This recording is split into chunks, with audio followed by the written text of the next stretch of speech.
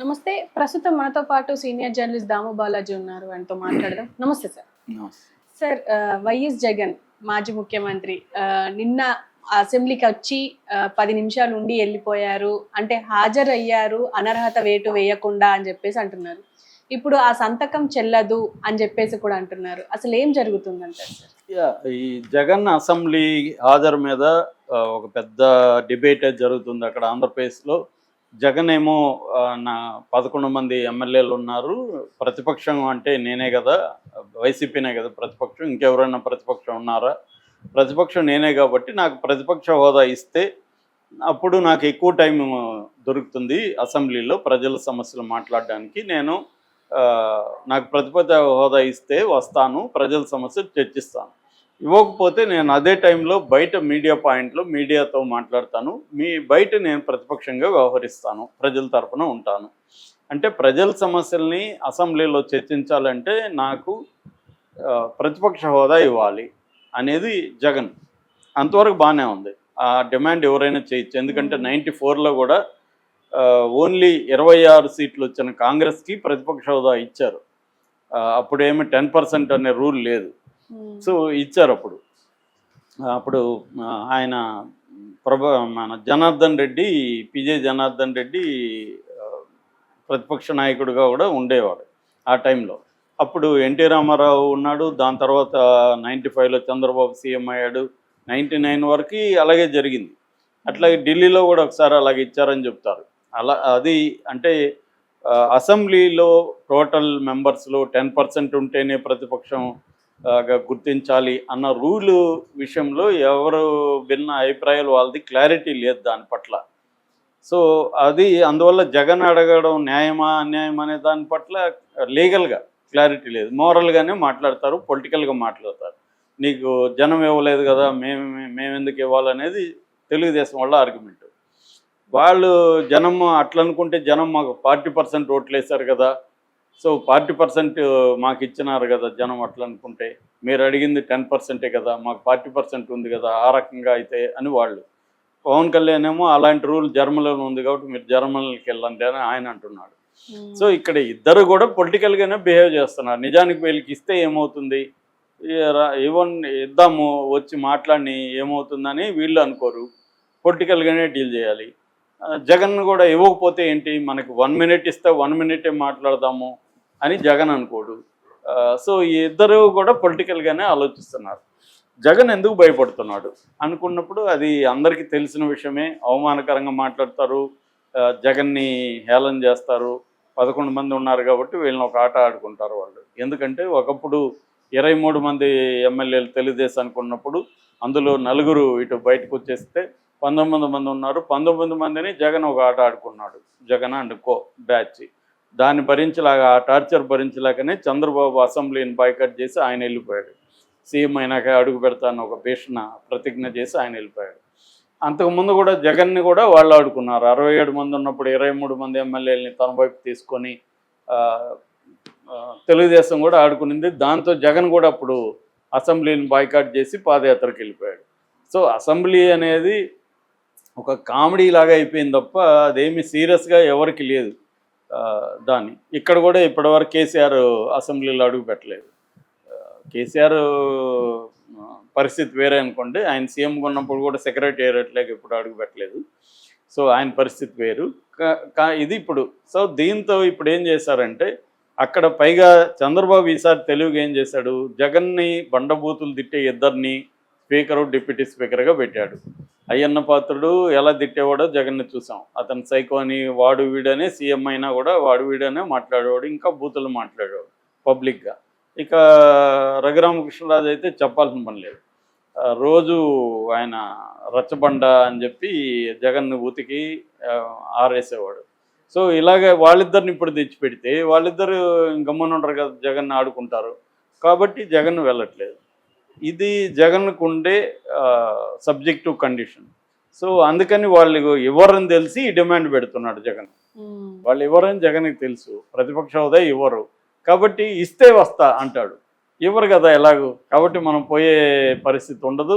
పోయే పరిస్థితి లేకపోతే అవమానాల నుంచి తప్పించుకోవచ్చు అనేది జగన్కున్న ఇది. దీన్ని తెలుగుదేశం ఏం చేయాలనుకున్నదంటే వీడిని ఏదో ఒక రకంగా రప్పించి ఇతన్ని ఒక ఆట ఆడుకోవాలనేది తెలుగుదేశంకి ఉంటుంది. ఇతను ఎస్కేప్ అయిపోతున్నాడు ముందు నుంచే అనేది వీళ్ళకు ఉంది. అందుకని వీళ్ళు ఏం చేశారు, 60 రోజుల రూల్ ఒకటి తీసుకొచ్చారు.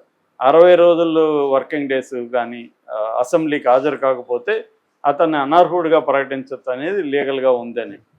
దీని మీద కూడా భిన్నాభిప్రాయాలు ఉన్నాయి. దీని మీద మామూలుగా బీబీసీ ఒక కథనం ఇచ్చింది. దాని ప్రకారం ఆర్టికల్ 190(4) ప్రకారం ఎవరైనా ఒక వ్యక్తి 60 రోజులు కానీ అటెండెన్స్ లేకపోతే అసెంబ్లీలో ఆ సీటు ఖాళీ అని డిక్లేర్ చేయొచ్చు స్పీకరు అని ఉంది.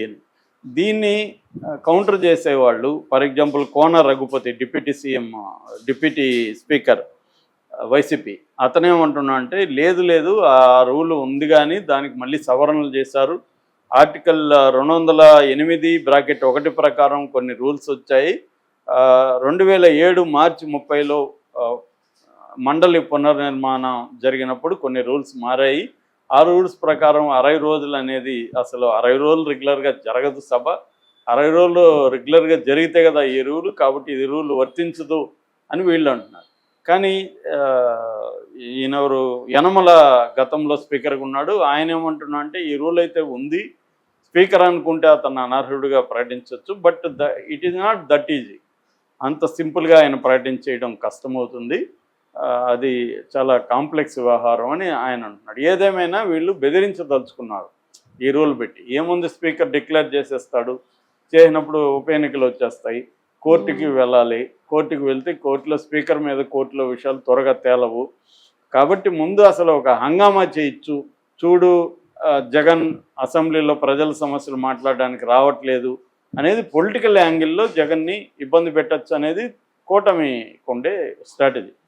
దీన్ని బ్రేక్ చేయడానికి జగన్ ఏం చేశాడు, సో 60 రోజులు వరుసగా రాకపోతే కదా ఒకసారి వెళ్ళి అటెండెన్స్ వేసేసి వచ్చేద్దామని మొన్న గవర్నర్ ప్రసంగం జరుగుతున్నప్పుడు వెళ్ళి రిజిస్టర్లో సంతకం పెట్టి ఒక 10 నిమిషాలు ఉండి ఏదో ఒకటి గవర్నర్కి వ్యతిరేకంగా స్లోగన్స్ అవి ఇచ్చి వచ్చేసారు.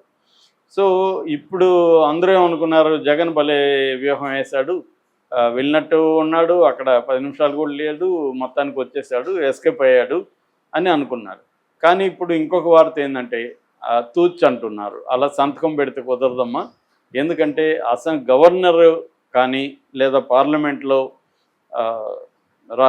ఆయన రాష్ట్రపతి కానీ ఉభయ సభలను ఉద్దేశించి మాట్లాడేటప్పుడు అది సెషన్గా పరిగణించరు, అసెంబ్లీ సెషన్గా దాన్ని పరిగణించరు.